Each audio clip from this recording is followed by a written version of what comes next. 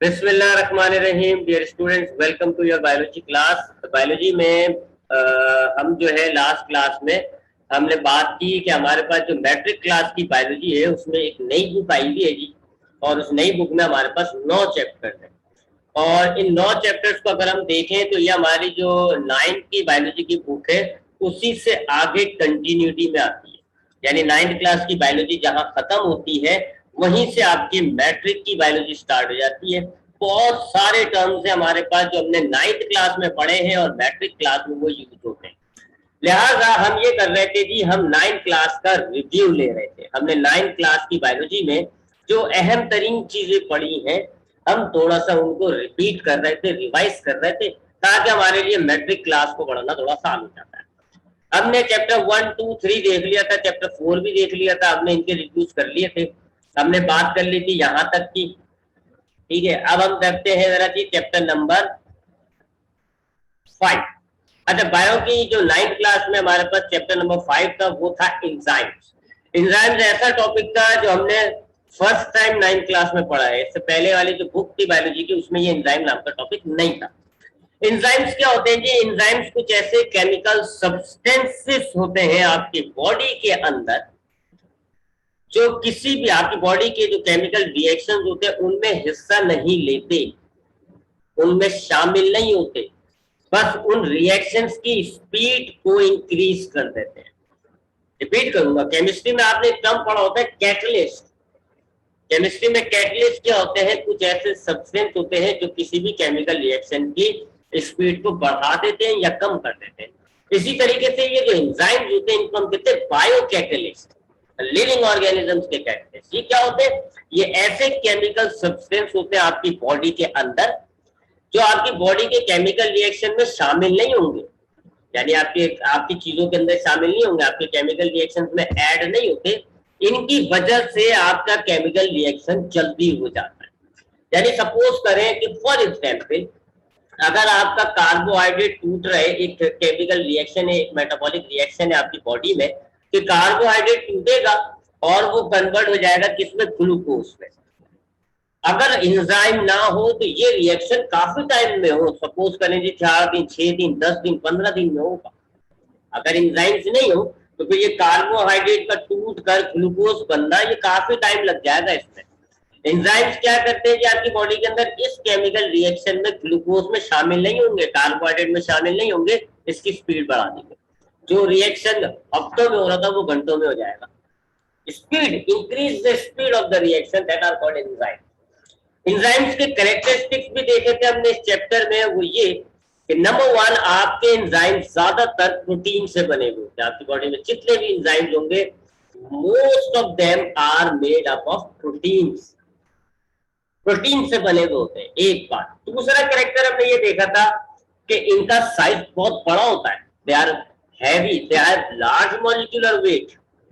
इनका साइज बहुत बड़ा होता है निस्बतन इनके जो सबस्ट्रेट होता है उनकी निस्बत, यानी जिस जिस केमिकल रिएक्शन में ये हिस्सा ले रहे होते हैं उसका जो रिएक्टेंट होता है वो बहुत छोटा होगा, इनका साइज बहुत बड़ा होता है। एंजाइम्स के टाइप्स की भी हमने बात की थी कि सबसे पहले हमारे पास एंजाइम्स 2 टाइप के होते हैं, एक कहलाता है सिंपल और एक कहलाता है कॉन्जुगेटेड एंजाइम।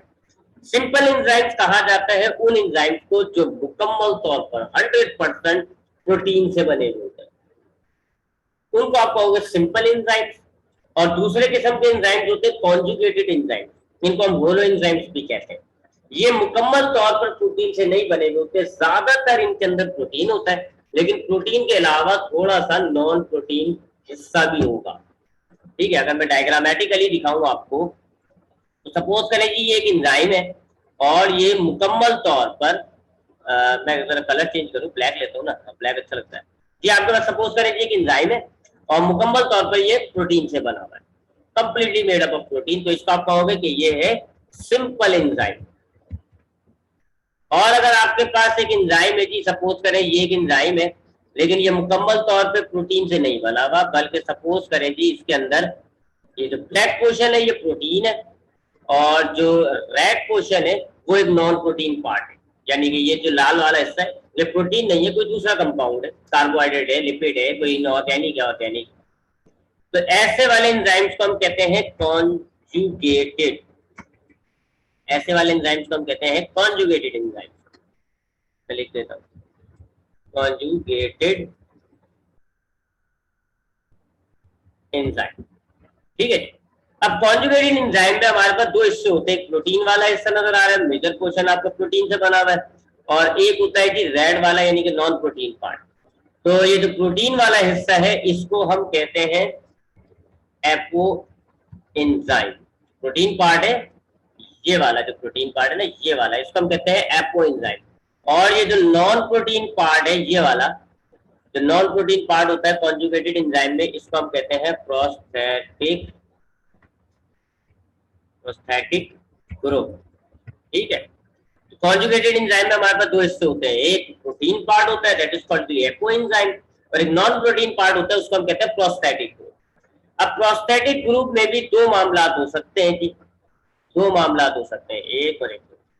या तो प्रोस्थेटिक ग्रुप ऑर्गेनिक हो सकता है, ठीक है जी, प्रोस्थेटिक ग्रुप जो है वो ऑर्गेनिक हो सकता है। ऑर्गेनिक का मतलब होता है ऐसा कंपाउंड जो कार्बन और हाइड्रोजन से बना हुआ होता है, ऐसे कंपाउंड जिसमें कार्बन और हाइड्रोजन लाजमी होंगे, दूसरी चीजें भी हो सकती है, ऑक्सीजन नाइट्रोजन दूसरी चीजें भी हो सकती है, लेकिन कार्बन हाइड्रोजन लाजमी होंगी, ऐसे कंपाउंड्स को हम कहते हैं ऑर्गेनिक। तो अगर प्रोस्थेटिक ग्रुप ऑर्गेनिक से बना हुआ है तो फिर इस प्रोस्थेटिक ग्रुप को हम कहते हैं कोएंजाइम। ठीक है जी। अगर आपका प्रोस्थेटिक ग्रुप आप देखते हो कि ऑर्गेनिक से बना हुआ है तो आप कहोगे कि ये प्रोस्थेटिक ग्रुप क्या है, कोएंजाइम है। और अगर इनऑर्गेनिक से बना हुआ है, जैसे कोई हाइड्रोजन लगा हुआ है या पोटेशियम लगा हुआ है या कैल्शियम लगा हुआ है, तो ये तो इनऑर्गेनिक हो गए ना। तो फिर इनऑर्गेनिक ग्रुप अगर लगा हुआ है ना प्रोस्थेटिक, तो आप इसको कहोगे कि ये कोफैक्टर है। ठीक है। तो ये हमारे पास कुछ क्लासिफिकेशन टाइप हो गई एंजाइम्स की। एंजाइम के कैरेक्टरिस्टिक्स भी मैंने आपको बताया था कि एंजाइम ज्यादातर प्रोटीन से बने हुए होते हैं, इनका मॉलिक्यूलर वेट ज्यादा होता है। एंजाइम के स्ट्रक्चर की अगर हम बात करें जरा, तो ये हमारे पास एंजाइम हो गया जी, किसी भी शेप में हो सकता है। अब ये जिस रिएक्शन में हिस्सा ले रहा है, सपोज करें जी मैं एक रिएक्शन लिख देता हूं यहाँ पे, जैसे हमारे पास है जी कार्बोहाइड्रेट्स के मॉलिक्यूल है, और एंजाइम क्या करता है जी, इसको ब्रेक करता है और कन्वर्ट करा देता है इसको ग्लूकोज के अंदर। ये एक रिएक्शन है। ठीक है। बड़े बड़े कार्बोहाइड्रेट की चेन होती है, एक केमिकल एक मेटाबॉलिक रिएक्शन की मदद से क्या होता है, कार्बोहाइड्रेट की चेन टूट कर ग्लूकोज में कन्वर्ट जाती है। इस रिएक्शन में बहुत टाइम लगेगा। अगर हम एक एंजाइम होता है एमाइलेज, उसको यूज कर ले, प्रोटीएज भी कहते हैं इसको, अगर हम एमाइलेज नाम का एंजाइम यूज कर ले तो ये रिएक्शन जल्दी हो जाएगा। ठीक है। तो ये हमारे पास मेटाबॉलिक रिएक्शन हो गया, carbohydrate broke down into glucose, और इसमें जो एंजाइम यूज होता है वो अब एमाइलेज यूज होता है। अब ये जो मटेरियल होता है जिसपे एंजाइम एक्शन करेगा, एंजाइम एक्शन करेगा इस पे कार्बोहाइड्रेट पे एंजाइम एक्शन करेगा एमाइलेज, और ये कन्वर्ट हो जाएगा किसमें, ग्लूकोज में। अब ये जो मटेरियल होता है ना कार्बोहाइड्रेट, ये एंजाइम से अगर हम साइज के तबार से कंपेयर करें बहुत ही छोटा होता है, इसको हम कहते हैं सबस्ट्रेट। ये सबस्ट्रेट कहलाता है। कार्बोहाइड्रेट क्या हो जाएगा, सबस्ट्रेट। सबस्ट्रेट बहुत छोटा होता है, इतना बड़ा होगा, सपोज करें ये होगा सबस्ट्रेट का साइज। कार्बोहाइड्रेट इतना बड़ा है, एमाइलेज इतना बड़ा है। तो अगर मैं नीचे नाम लिख दूं तो ये हमारा हो गया एंजाइम, ये एंजाइम का साइज है, देख सकते हो आप कितना बड़ा है, और ये हमारा जो है वो सबस्ट्रेट का साइज है एंजाइम का। इसलिए मैंने कहा था इसके कैरेक्टर कि एंजाइम से लार्ज मॉलिक्यूलर वेट। तो एंजाइम्स का जो मॉलिक्यूलर वेट होता है वो ज्यादा होता है, सबस्ट्रेट का मॉलिक्यूलर वेट छोटा होता है। एंजाइम का साइज बड़ा होगा, मॉलिक्यूलर तो जो सबस्ट्रेट है उसका साइज जो है वो छोटा होगा। उसके बाद आपके एंजाइम के अंदर एक स्पेस पाई जाती है, एक गढ़ा होता है। जैसे ये अगर ये आपके पास एंजाइम है तो इसमें ऐसे गढ़ा होगा, देखें ऐसा, ये मैंने एक गड़े एक खास शेप का गढ़ा होता है, ये मैंने बना दिया इसके अंदर गढ़ा। इसको ग्रूव या ये जो गढ़ा है, अब मैं ये सबस्ट्रेट को हटा देता हूँ यहाँ से, ये जो ग्रूव है ये गढ़ा है, इसको हम कहते हैं एक्टिव साइट। क्या कहते हैं इसको हम, एक्टिव साइट। तो हर एंजाइम के अंदर अपनी एक एक्टिव साइट होती है, एक गढ़ा होता है कि एक खड्डा सा होता है, उसको हम कहते हैं एक्टिव साइट। हर एंजाइम की एक्टिव साइट दूसरे की एक्टिव साइट से डिफरेंट होती है। जैसे हमारी लॉक और चाबी होता है ना, आपने देखा होगा लॉक के अंदर एक सुराख होता है, और उस सुराख का शेप जो है अंदर से शेप डिफरेंट होता है, खास किस्म की चाबी उसमें एंटर हो पाती है। ऐसे ही मामला आपके साथ एंजाइम्स के अंदर होता है। आपके एंजाइम्स के अंदर एक ग्रुप होता है that is called the active site, उसका खास शेप होगा।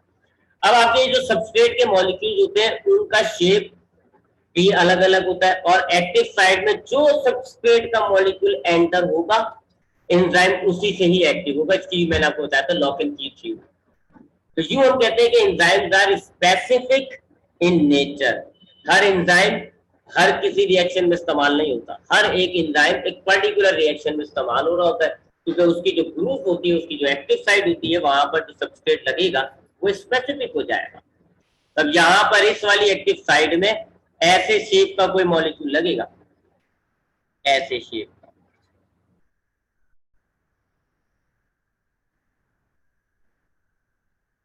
ऐसे शेप का कोई मॉलिक्यूल लगेगा। ठीक है, ये आगे पीछे हो सकती है डायग्राम। ठीक है जी, लेट्स सी चेक कर लेते हैं। ये देखें फिट हो गया, फिट हो जाएगा ना, तो ये हमारा एंजाइम एक्टिव हो जाएगा और हमारा एंजाइम जो अपना काम करना शुरू कर देगा। अब अगर मैं इसमें ये वाला मॉलिक्यूल घुसेड़ता हूँ, ये वाला इस एंजाइम में देखो फिट ही नहीं हो रहा, बहुत सारी स्पेस बाकी है, तो हमारा ये एंजाइम जो है इस सबस्ट्रेट पर काम नहीं करेगा। ठीक है, इस वाले सबस्ट्रेट पर काम करेगा क्योंकि ये फिट हो रहा है। ठीक है, तो ये ऐसे एंजाइम्स की वर्किंग हो जाती है जी। ये हो गया हमारे पास चैप्टर नंबर 5 एंजाइम। अब हम बात करते हैं उसके बाद जो नेक्स्ट चैप्टर आया था हमारे पास सेल साइकिल। सेल साइकिल काफी इंपॉर्टेंट चैप्टर था। इसमें आपने सेल डिवीजन और उसकी दो टाइप्स होती है, माइटोसिस मायोसिस, इनको पढ़ा था। जल्दी इसको रिपीट करते हैं जी। हमारे पास सेल डिवीजन क्या होता है जी? अगर हमारे पास एक सेल है जी, सपोज करें जी ये एक सेल है आपके पास, ये एक सेल है, ठीक है, और इसके अंदर हम एक रेड कलर का न्यूक्लियस बना देते हैं जी। ये हमारे पास एक रेड कलर का न्यूक्लियस हो गया। तो ये that is a single cell, हमारे पास एक सिंगल सेल है। अगर ये डिवाइड हो जाता है, डिवाइड होता है, कटता है, टूटता है, टूटने के बाद ये मजीद नए सेल्स बनाता है, 2 भी हो सकते हैं, 4 भी हो सकते हैं। तो इस प्रोसेस को हम कहते हैं सेल डिवीजन। ठीक है, ये एक सेल ये बना, एक सेल ये बना, ओरिजिनल खत्म हो जाता है, याद रखिएगा। तो अगर आपके पास एक ओरिजिनल सेल होता है, वो टूट जाए और टूट के नए सेल्स बन जाते हैं, this process is called cell division. मैं नए सेल्स की तादाद नहीं बता रहा क्योंकि उस हिसाब से तो टाइप्स होती है। लाइबाबुल कह रही है ब्लैक सेल अच्छा नहीं लग रहा, ग्रे कर ले। कमाल है जी लाइबाबुल, आपको दोनों हाथों से सल्यूट करने का विचार है मेरा। ठीक है, तो सेल डिवीजन क्या होता है जी कि अगर आपके पास एक सेल है, वो डिवाइड हो जाए, वो टूट जाए और आपके पास नए सेल्स बन जाए उसकी जगह, नए सेल्स की तादाद ओरिजिनल से ज्यादा होगी। This process is called cell division. ये जो स्टार्टिंग सेल होता है, ये वाला जो सेल है, ये वाला स्टार्टिंग सेल, इससे बताते हैं, ये वाला जो स्टार्टिंग सेल है जो अपने आप को डिवाइड करता है, इसको हम कहते हैं पेरेंट सेल। और ये जो आपको नए सेल्स मिलते हैं, इनको आप कहते हैं डॉटर सेल्स। ठीक है, ये होता है सेल डिवीजन। इसकी दो टाइप्स होती है हमारे पास। अगर हमारे पास एक सेल, अगर हमारे पास, चले मैं दूसरी डायग्राम बनाता हूँ। दो टाइप्स होती है जी, एक कहलाती है माइटोसिस, नंबर 1 माइटोसिस, और जो नंबर 2 टाइप है वो कहलाती है मायोसिस। दो किस्म का सेल डिवीजन आपकी बॉडी में पाया जाता है। पहली बात है माइटोसिस की बात करते हैं जी। माइटोसिस में क्या होता है जी, सपोज करें ये आपके पास, मैं यहाँ बना देता हूँ, ये आपके पास एक सेल है और ये उसका न्यूक्लियस आ गया जी। ठीक है, माइटोसिस में क्या होता है कि अगर आपके पास एक सेल है तो वो डिवाइड होके दो नए सेल्स बनाएगा। कितने? दो नए सेल, एक ये नया सेल बन गया, एक ये नया सेल, दो डॉटर सेल्स बन रहे होते हैं, तो उसका आप कहते हो माइटोसिस। और मायोसिस में क्या होता है जी कि अगर आपके पास एक सेल होता है तो वो डिवाइड होके आपके दो नहीं बल्कि 4 सेल बनाए, 1 2 और ये 4। ठीक है जी, तो आपके पास अगर एक सेल डिवाइड हो रहा है, दो सेल्स बनते हैं, आप कहोगे ये माइटोसिस हुआ है। अगर आपके पाकर एक सेल है डिवाइड होकर 4 सेल बनते तो आप कहोगे मायोसिस हुआ है। ये पहला फर्क होता है इन दोनों में। दूसरा फर्क क्रोमोसोम्स की तादाद के एतबार से। तो माइटोसिस के अंदर पेरेंट सेल और डॉटर सेल में जो क्रोमोसोम्स की तादाद होती है वो सेम होती है। कितनी? सेम होती है। यानी कि मिसाल के तौर पे हमारे पास माइटोसिस का ये जो पेरेंट सेल है, इसके अंदर क्रोमोसोम्स की तादाद है 10। तो डॉटर सेल्स, जो दो नए डॉटर सेल्स बनेंगे, इनके अंदर फिर क्रोमोसोम्स की तादाद सेम रहेगी, यानी कि 10 क्रोमोसोम्स होंगे इनमें। जबकि मायोसिस के अंदर क्या होता है कि अगर आपके पास पेरेंट सेल के अंदर क्रोमोसोम्स की तादाद जो भी है डॉटर सेल्स के अंदर आ भी जाती है। यानी अगर आपके पास पेरेंट सेल में 10 क्रोमोसोम थे तो हर डॉटर सेल्स के अंदर 10 नहीं 5 क्रोमोसोम्स होंगे, 5 5 5 और 5। ये दूसरा फर्क हो गया। पहला फर्क, माइटोसिस में 1 से 2 सेल बनते हैं, मायोसिस में 1 से 4 सेल बनते हैं। दूसरा फर्क, माइटोसिस में पेरेंट और डॉटर सेल्स के अंदर क्रोमोसोम्स की तादाद सेम होती है, जबकि मायोसिस में डॉटर सेल्स को आधे आधे क्रोमोसोम्स मिलते हैं। तीसरा फर्क, आपके ये वाला जो माइटोसिस होता है ये आपकी पूरी बॉडी के सेल्स में पाया जाता है, जिनको हम कहते हैं सोमैटिक सेल्स। आपकी पूरी बॉडी के अंदर सर से लेकर पैर तक जो भी सेल्स होता है उनमें माइटोसिस हो रहा होता है, जबकि मायोसिस आपकी बॉडी में सिर्फ एक मकाम पर होता है जहां पर गैमेट्स बन रहे होते हैं। ये सिर्फ गैमेट्स फॉर्मेशन के दौरान मायोसिस यूज हो रहा होता है। यानी आपकी पूरी बॉडी का एक एक सेल अपने आप को जब डिवाइड करेगा तो माइटोसिस का इस्तेमाल करता है, लेकिन जब आपकी बॉडी में गैमेट्स फॉर्मेशन होती है, गैमेट्स बनते हैं मेल फीमेल गैमेट्स, तो फिर उधर मायोसिस होता है। फिर उसके बाद ये भी बताया हुआ है आपको इनके फंक्शंस का। माइटोसिस जो है वो आपकी बॉडी के अंदर जो है सेल्स की तादाद को बढ़ाता है, जिससे आपकी बॉडी में ग्रोथ होती है, डेवलपमेंट होती है। अगर आपके बोन्स होते हैं, जख्म होते हैं, तो उनकी जो हीलिंग का प्रोसेस होता है वो भी माइटोसिस के जरिए होता है। आपका कद बढ़ना, आपके जख्म ठीक करना, इन सब के पीछे जो है वो माइटोसिस इन्वॉल्व होती है। जबकि मायोसिस का काम चूंकि आपको बताया मैंने कि गैमेट्स फॉर्मेशन के दौरान हो रहा है और गैमेट्स का ताल्लुक सेक्सुअल रिप्रोडक्शन से होता है, लिहाजा मायोसिस जो है वो सेक्सुअल रिप्रोडक्शन में इन्वॉल्व हो गई। ये तो हो गया जी दो टाइप सेल डिवीजन की, माइटोसिस और मायोसिस। उसके बाद हमने पढ़ी जी सेल साइकिल। सेल साइकिल क्या होता है जी? सेल साइकिल हम कहते हैं सेल की लाइफ साइकिल को। सेल की लाइफ साइकिल यानी अगर आपके पास एक सेल माइटोसिस के जरिए सपोज करें कि नया सेल वजूद में आया है, तो वो नया सेल अपनी पूरी लाइफ कैसे गुजारेगा और आखिर में जब वो डिवाइड हो जाएगा तो वो खत्म हो जाएगा, तो अलग अलग सेल आ जाएंगे। तो ये जो उसकी पूरी लाइफ है इसको हम कहते हैं सेल साइकिल। ठीक है जी। ये स्टार्ट होती है कैसे जी? ये आपकी सेल साइकिल है, सपोज करें ये। ठीक है, अब इसमें हमने यहाँ पर इस पॉइंट पर हमने कहा जी ये हमारे पास एक नया सेल है। ठीक है जी, ये आ गया हमारे पास एक सेल। अभी मैं न्यूक्लियस नहीं बना रहा जी, इसका क्या नाम है,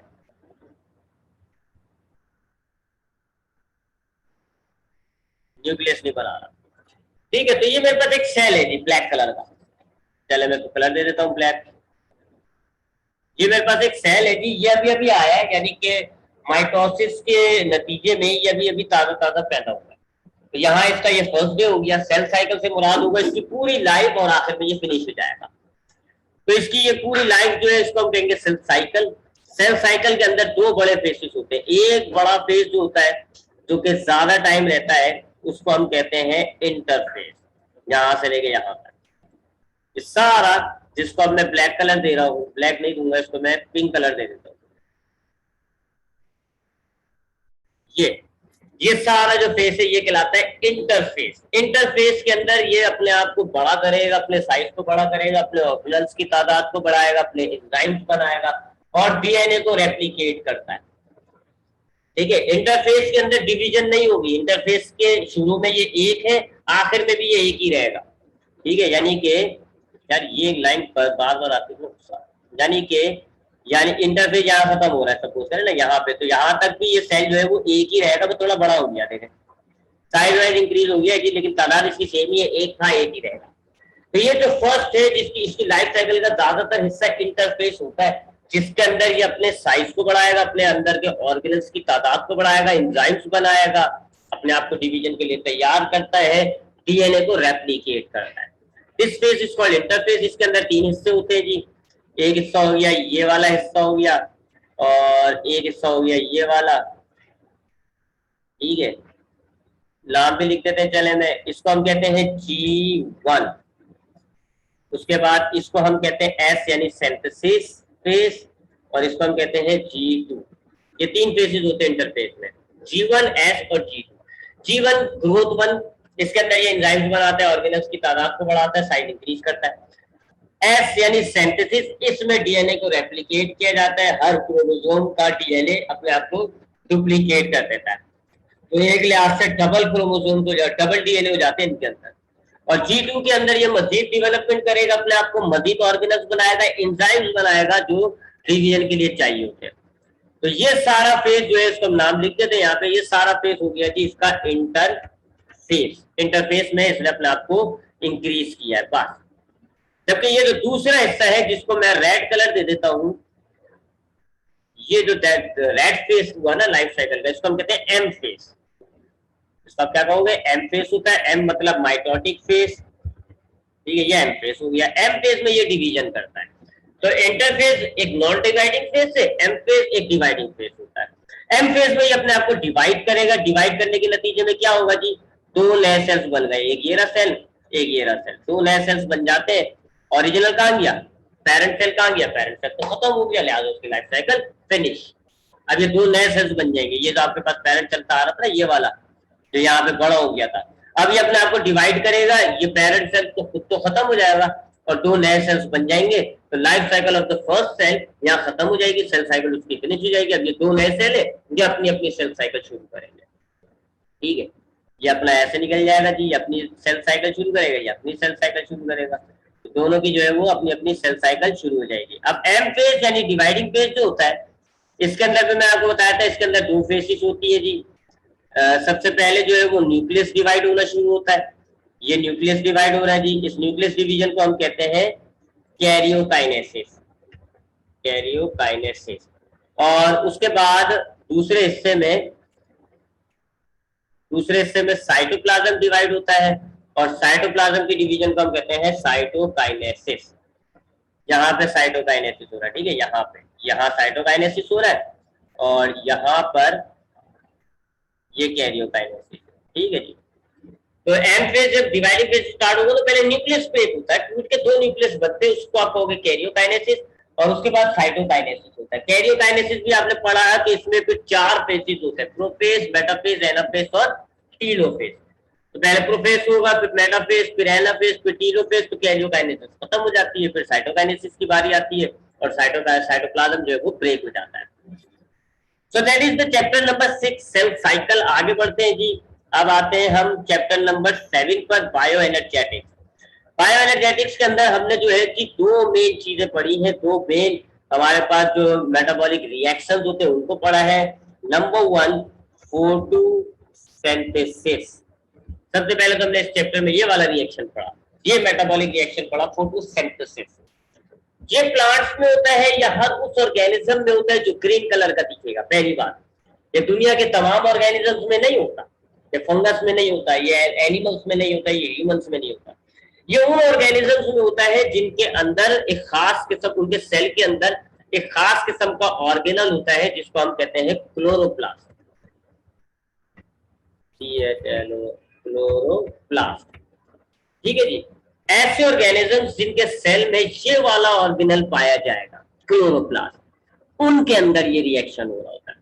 सपोज करें जी हमारे पास प्लांट सेल है, ये प्लांट सेल है जी, ये उसका जो है वो साइटोप्लाज्म आ गया, ये उसकी मेम्ब्रेन हो गई और ये उसका सेल वॉल हो गया जी, ठीक है, सेल वॉल हो गया।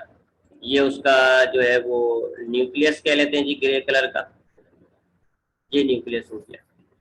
ऐसे हमारे पास ओवल शेप के ना, ऐसे इनके सेल के अंदर ऐसे हमारे पास जो है वो ऑर्गेनल्स पाए जाते हैं। ग्रीन कलर का पिगमेंट होता है, उस पिगमेंट को हम कहते हैं क्लोरोफिल। एक नहीं होता, बहुत सारे होते हैं। ये देखिए जी, मैं 3-4 बना देता हूँ। ये एक प्लांट सेल हो गया जी, ठीक है। तो ये क्लोरोप्लास्ट है, ये क्या है, ये क्लोरोप्लास्ट है। मैं यहाँ ले आता हूँ, ये ठीक है, अच्छा हो गया जी। तो पहली बात है जी, फोटोसिंथेसिस उन ऑर्गेनिजम्स में होता है जिनके सेल के अंदर क्लोरोप्लास्ट पाया जाता है। क्लोरोप्लास्ट एक ऑर्गेनल होता है जिसके अंदर एक पिगमेंट पाया जाता है जिसको हम कहते हैं क्लोरोफिल। क्लोरोफिल जो पिगमेंट होता है वो ग्रीन कलर का होता है, जिसकी वजह से आपका पूरा क्लोरोप्लास्ट आपको ग्रीन कलर का नजर आ रहा होता है। फिर ये जो प्लांट सेल होता है ये भी अल्टीमेटली इसका कलर भी ग्रीन हो जाता है और ये फिर हमारे पास जिस पार्ट में भी होगा प्लांट के वो ग्रीन नजर आ रहा होता है, यानी कि लीफ। तो क्लोरोप्लास्ट जो है वो किसके सेल्स में होंगे, लीफ के सेल्स में होंगे। तो ये हमने एक लीफ सेल ड्रॉ कर दिया। अब फोटोसिंथेसिस क्या होता है जी, फोटोसिंथेसिस ये होता है कि हमारे ये जो लीफ के सेल्स होते हैं, अभी हम सिर्फ स्पेसिफिक प्लांट की बात करें, तो ये जो हमारे लीफ के सेल्स होते हैं, इनके जो क्लोरोप्लास्ट होते हैं, इनमें कार्बन डाइऑक्साइड आती है, वाटर आता है, ठीक है जी। मैं नीचे लिखता जाता हूँ, ये जो हमारे पास लीफ के सेल्स होते हैं, इनके अंदर सबसे पहले जी आती है क्लोरोप्लास्ट के अंदर कार्बन डाइऑक्साइड गैस, CO2। कहां से आती है जी? हवा में से आती है। स्टोमेटा खुलते हैं, हवा के जरिए आ जाती है। पूरा डिटेल में बताया था आपको कि ये कार्बन डाइऑक्साइड किस तरीके से लेते हैं। तो हमारे पास जो लीफ के सेल्स होते हैं, इनके क्लोरोप्लास्ट के अंदर कार्बन डाइऑक्साइड जमा हो जाती है जी, हवा से ले लेते हैं। उसके अलावा इनके पास वाटर आता है जी, जो कि रूट के जरिए आता है, जाइलम लेकर आता है। और इस दौरान इनको एक और चीज चाहिए होगी, यहां पर मैं लिख देता हूं, क्लोरोफिल चाहिए होता है। वो तो इनके पास मौजूद है, ये जो क्लोरोप्लास्ट है इसके अंदर क्लोरोफिल मौजूद है, तो ये चाहिए होता है क्लोरोफिल। एक और चीज चाहिए होती है सूरज की रोशनी, सनलाइट, जो कि लीफ के सेल्स को डायरेक्टली मिल रही होती है। तो ये 4 चीजें चाहिए। हवा से कार्बन डाइऑक्साइड, जो कि प्लांट जो है वो स्टोमेटा के जरिए ले लेता है। वाटर चाहिए होता है, जो रूट एब्जॉर्ब करता है, जाइलम के थ्रू लीफ तक आ जाता है। क्लोरोफिल चाहिए होता है, जो कि इन क्लोरोप्लास्ट के अंदर मौजूद होता है। सूरज की रोशनी चाहिए होती है, जो कि लीफ को डायरेक्टली मिल रही होती है। तो ये क्लोरोप्लास्ट ने चारों चीजें जमा कर ली, सूरज की रोशनी ले ली, कार्बन डाइऑक्साइड ले ली, वाटर भी ले लिया, क्लोरोफिल इसके पास पहले से मौजूद है। तो अब जब ये लीफ के जो क्लोरोप्लास्ट होते हैं, जब ये चारों चीजें गैदर कर लेते हैं, तो ये क्या करते हैं जी, फिर ये एक मेटाबॉलिक रिएक्शन स्टार्ट करते हैं और कार्बन डाइऑक्साइड और वाटर को तोड़ मरोड़ कर आपस में मिलाकर ग्लूकोज बना लेते हैं, C6H12O6। ये क्या है? ये ग्लूकोज है। It is the food of plant, ये प्लांट का फूड है। इसमें एनर्जी स्टोर हुई है। कौन सी एनर्जी? सनलाइट। तो इसलिए ग्लूकोज बनाने के लिए कार्बन चाहिए था, जो कि इसने कार्बन डाइऑक्साइड से लिया। हाइड्रोजन चाहिए होता है, जो कि इसने वाटर से लिया। ऑक्सीजन चाहिए था, जो कि इसने कार्बन डाइऑक्साइड से या वाटर से ले लिया। तीनों एटम्स मिल गए इसको। फिर इस ग्लूकोज के जो बॉन्ड्स है उनमें एनर्जी स्टोर हुई है, तो एनर्जी भी चाहिए। वो एनर्जी कहां से ली इन्होंने? वो सनलाइट से ले ली, सनलाइट के लिए इन्होंने। और इस केमिकल रिएक्शन को प्रोसीड करने के लिए जो एंजाइम चाहिए वो क्लोरोफिल में मौजूद है, पिगमेंट्स वगैरह। एक लाइट को कैच करना क्लोरोफिल का काम है, जिसने ग्लूकोज बना दिया। ये इसका फूड है, जिसके अंदर एनर्जी है, साथ साथ ऑक्सीजन गैस भी बनती है। ये बेकार चीज है इस रिएक्शन में, ये बाय प्रोडक्ट होता है, जो कि फिर जिस रास्ते से कार्बन डाइऑक्साइड आती है उसी रास्ते से ये रिलीज हो जाता है। इस रिएक्शन को हम कहते हैं फोटोसिंथेसिस। फोटो क्यों कह रहे हैं? क्योंकि फोटो का मतलब लाइट होता है, लाइट यूज हो रही है। सिंथेसिस क्यों कहा जा रहा है? क्योंकि सिंथेसिस का मतलब होता है बनाना। इन्होंने यहाँ ग्लूकोज बनाया। तो ये फोटोसिंथेसिस का रिएक्शन होता है। प्लांट के जो क्लोरोप्लास्ट होते हैं, लीफ के जो सेल्स में क्लोरोप्लास्ट होते हैं, ये कार्बन डाइऑक्साइड वाटर को जमा करते हैं, सूरज की रोशनी को लेते हैं, क्लोरोफिल मौजूद है। इन चारों चीजों के मिलने के बाद ये रिएक्शन स्टार्ट हो जाता है, ग्लूकोज तैयार हो जाता है, साथ साथ ऑक्सीजन बनती है, ऑक्सीजन बेकार होता है, ग्लूकोज इनका फूड है। इस ग्लूकोज में जो एनर्जी स्टोर हुई है वो सनलाइट से आपकी की गई है। कार्बन, हाइड्रोजन, ऑक्सीजन जो है वो कार्बन डाइऑक्साइड और वाटर से आ सकती है। फिर हमने बात की, ये रिएक्शन जो है वो 2 हिस्सों में होता है, 2 स्टेजेस में होता है। पहले वाले हिस्से को हम कहते हैं लाइट रिएक्शन, दूसरे वाले को हम कहते हैं डार्क रिएक्शन। लाइट रिएक्शन के अंदर लाइट की जरूरत होती है, इसलिए उसको लाइट कहा जा रहा होता है। बगैर लाइट के ये वाला रिएक्शन नहीं हो सकता। जबकि डार्क रिएक्शन में लाइट की जरूरत नहीं होती, बगैर लाइट के भी ये प्रोसीड होता है। लेकिन होता दिन में ही है, क्योंकि रात के अंदर जब लाइट रिएक्शन नहीं होगा तो डार्क कैसे होगा? नंबर 1 के बाद तो नंबर 2 की बारी आती है। तो लाइट रिएक्शन और डार्क रिएक्शन, लाइट रिएक्शन में क्या होता है ये भी आपको डिटेल में, तो बहुत बड़ा प्रोसेस है, आपको डिटेल में बताया जा चुका है। तो लाइट रिएक्शन में सबसे पहले जो है वो जो लाइट आई है, सूरज की जो रोशनी आई है, उससे 2 काम होते हैं। पहला काम क्या होता है जी, कि वाटर मॉलिक्यूल जो है उसको तोड़ा जाता है, उसको हम कहते हैं फोटोलाइसिस। वाटर मॉलिक्यूल टूट जाता है, हाइड्रोजन अलग हो जाती है, ऑक्सीजन अलग हो जाता है। ऑक्सीजन जो है वही है जो आखिर में निकल जाती है, जबकि हाइड्रोजन जो है वो घूम फिर के स्टोमा में चला जाएगा। आखिर में होता क्या है, थैलेमोइड मेम्ब्रेन में होता है, उसके बाद वहां से जो है ल्यूमन में होता है, उसके बाद वहां से स्टोमा में निकल आता है। और हाइड्रोजन जो है फिर वो अगले यानी डार्क रिएक्शन में इस्तेमाल होगा ग्लूकोज सिंथेसिस के दौरान। अच्छा, दूसरी तरफ क्या हो रहा होता है जी, कि हमारे पास एक इलेक्ट्रॉन ट्रांसपोर्ट चेन होती है। हमारे जो क्लोरोफिल के पिगमेंट्स के मॉलिक्यूल्स होते हैं, इनमें फोटो सिस्टम्स मौजूद होते हैं, जो कि लाइट एनर्जी की वजह से इनमें से इलेक्ट्रॉन्स निकल आते हैं। वो इलेक्ट्रॉन्स एक मॉलिक्यूल एक से दूसरे, दूसरे से तीसरे, तीसरे से चौथे, ऐसे मॉलिक्यूल्स आगे ट्रांसफर होते हैं। और फिर आगे आके जो है ये NAD नाम का एक कंपाउंड होता है। NAD एक एंजाइम होता है, NADPH, उसकी मदद से ये जो है NADPH2 बन जाता है। उस NADPH2 का हाइड्रोजन भी शामिल हो जाता है और इलेक्ट्रॉन भी लग जाते हैं। उसके अलावा इलेक्ट्रॉन की एनर्जी से एटीपी बनाई जाती है। ये फोटोसिंथेसिस का लाइट रिएक्शन होता है। फिर डार्क रिएक्शन स्टार्ट होता है। डार्क रिएक्शन हमारे जो क्लोरोप्लास्ट के स्ट्रोमा में होता है, स्ट्रोमा में होता है जी। और इसके अंदर जो कार्बन डाइऑक्साइड गैस है और जो NADPH के अंदर हाइड्रोजन है, तो हाइड्रोजन और कार्बन डाइऑक्साइड के कार्बन और ऑक्सीजन ये आपस में मिलते हैं, एटीपी इसके मॉलिक्यूल टूटकर एनर्जी सप्लाई करते हैं और ग्लूकोज बनता है। काफी डिटेल में है ये रिएक्शंस। मैं इनकी रिव्यू आपको इतनी आसानी से तो नहीं दे पाऊंगा यहाँ पर, हमने तो रिव्यू लेना है सिर्फ, ठीक है। तो आप पढ़ चुके हो, बाकी इंशाल्लाह आप आगे की क्लास में पढ़ोगे, कुछ सवाल हो तो मुझसे पूछ लिएगा। तो उसके बाद जो दूसरा रिएक्शन हमने देखा इस चैप्टर में वो है रेस्पिरेशन। अच्छा, ये जरा काम का है क्योंकि यहाँ पर आपका जो पहला चैप्टर होगा ना मैट्रिक क्लास के अंदर गैसेस एक्सचेंज, उसमें हम इसी से रिलेट बात करेंगे। रेस्पिरेशन क्या होता है? पहली बात है, ये कोई प्लांट में या ग्रीन ऑर्गेनिजम्स में नहीं, ये दुनिया के हर ऑर्गेनिजम्स में होता है, चाहे प्लांट हो, चाहे एनिमल हो, चाहे ग्रीन हो, चाहे नॉन ग्रीन हो। All cells perform respiration. तमाम सेल्स, बॉडी के तमाम ऑर्गेनिजम्स के तमाम सेल्स रेस्पिरेशन करते हैं। रेस्पिरेशन क्या होता है जी? फूड मॉलिक्यूल्स को तोड़ा जाता है, breaking down of food to release energy. Food molecules जो है, मैं लिख देता हूं, breaking down food to release energy. हमें पता है जी लिविंग ऑर्गेनिजम्स को एनर्जी चाहिए होती है और ये एनर्जी जो है इनके फूड के अंदर स्टोर हुई होती है। अगर प्लांट है तो फूड खुद तैयार हो जाता है, अगर एनिमल्स है तो एनवायरमेंट से हासिल कर लिए जाते हैं। अगर प्लांट है तो खुद फूड तैयार कर लेंगे और अगर एनिमल है तो बाहर से हासिल कर लेते हैं। अब इस फूड में एनर्जी होती है, एनर्जी लिविंग ऑर्गेनिजम्स के एक एक सेल्स को चाहिए होती है। तो अब इस फूड को तोड़ा जाता है और इसमें से एनर्जी को निकाला जाता है। That reaction to breaking down food to release energy is called respiration. Plant में भी आपने देखा फोटोसिंथेसिस के जरिए अपना ग्लूकोज बनाया। अब प्लांट सेल क्या करेंगे? इस ग्लूकोज को ब्रेक करेंगे ताकि एनर्जी निकले।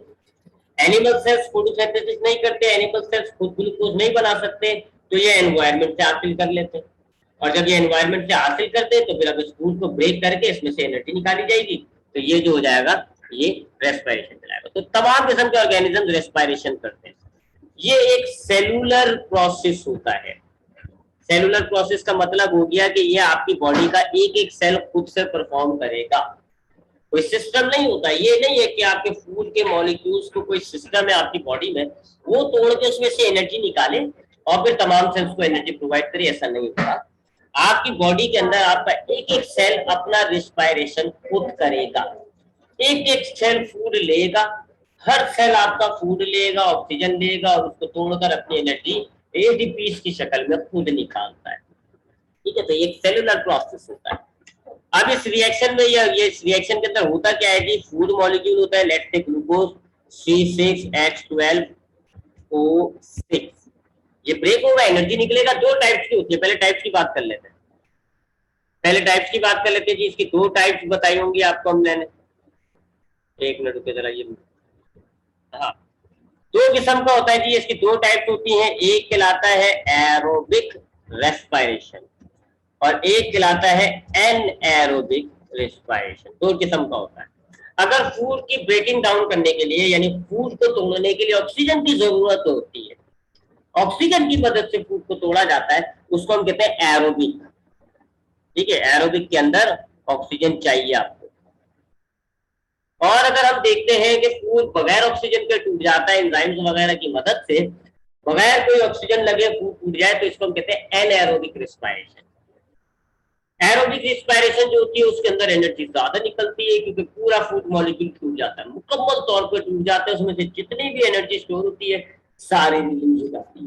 जबकि एनएरोबिक रेस्पिरेशन से आपको ज्यादा एनर्जी नहीं मिलती क्योंकि फूड मॉलिक्यूल मुकम्मल तौर पर नहीं टूट पाता, थोड़ा बहुत ही टूटता है और उसी की बस एनर्जी निकल आती है।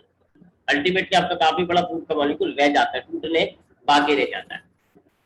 एरोबिक रेस्पिरेशन अच्छा हो गया इस हिसाब से, एनारोबिक रेस्पिरेशन बुरा हो गया, लेकिन कुछ कंडीशन ऐसी होती है वहां ऑक्सीजन नहीं होती, तो ऑर्गेनिजम्स वहां पे एनारोबिक रेस्पिरेशन करना शुरू कर देते हैं।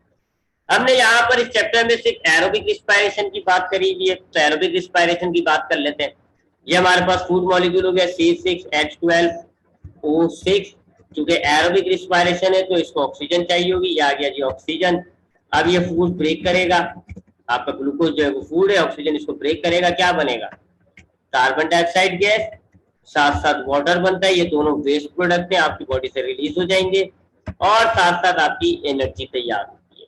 तो ये आप देखो जी, ये आपका फूड मॉलिक्यूल है, ये जो है आपका ये फूड मॉलिक्यूल हो गया जी, इसको हमने ऑक्सीजन लगा के तोड़ दिया, ये टूट गया जी, मुकम्मल तौर पर टूट कर दो कंपाउंड बन गए, सिंपल सिंपल से कार्बन डाइऑक्साइड एक वाटर, कार्बन डाइऑक्साइड आपकी बाहर निकल जाती है, वाटर भी एक्सक्रीटिव प्रोडक्ट से बाहर निकल जाता है, ये एनर्जी हो गई जी, एनर्जी ठीक ठाक निकल गई इसमें से। इस रिएक्शन को हम कहते हैं रेस्पिरेशन, कौन सी वाली, एरोबिक रेस्पिरेशन। फिर हमने ये देखा कि चूंकि एक सेलुलर प्रोसेस हमारे सेल में होता है, तो ये कहाँ होता है, माइटोकॉन्ड्रिया में। माइटोकॉन्ड्रिया नाम का एक ऑर्गेनल होता है, उसमें ये पाया जा रहा होता है, उस रिएक्शन के अंदर सर ये होता है। और इसके अंदर भी कुछ स्टेजेस होती हैं, अभी तो आपने नहीं पढ़ी, हायर क्लासेस में आप पढ़ोगे इसकी स्टेजेस को। जो पहली स्टेज होती है उसको हम कहते हैं ग्लाइकोलाइसिस, और ग्लाइकोलाइसिस में क्या होता है कि आपका जो ग्लूकोज का मॉलिक्यूल होता है वो टूट कर पायरुविक एसिड नाम के मॉलिक्यूल्स में टूट जाता है। ये थोड़े से बड़े मॉलिक्यूल्स होते हैं लेकिन ग्लूकोज से थोड़े छोटे होते हैं, तो आपका एक ग्लूकोज का मॉलिक्यूल दो पायरुविक एसिड में कन्वर्ट हो जाता है। उसके बाद एक और रिएक्शन होता है, उसको हम कहते हैं formation of acetyl coenzyme A. तो जो पायरुविक एसिड बने वो कन्वर्ट हो जाते हैं एसिटाइल कोएंजाइम ए के अंदर। फिर तीसरी इस रिएक्शन होता है उसको हम कहते हैं क्रेब्स साइकिल। क्रेब्स साइकिल के अंदर क्या होता है जी, आपका ये जो एसिटाइल कोएंजाइम ए है ये मुकम्मल तौर पर टूटकर कार्बन डाइऑक्साइड और वाटर में कन्वर्ट हो जाता है, बहुत सारी एटीपी और एनएडीपीएच बनते हैं। एक और आखिरी रिएक्शन होता है उसको हम कहते हैं इलेक्ट्रॉन ट्रांसपोर्ट चेन, और उसमें जो एनएडीपीएच बने उनसे वापस नए एटीपी, कुछ नई एटीपी तैयार होती है। ये चार रिएक्शंस के अंदर, चार स्टेजेस में इसका रिएक्शन होता है। ये स्टेजेस आपने अभी नहीं पढ़ी, आप इंशाल्लाह नेक्स्ट क्लास में पढ़ोगे।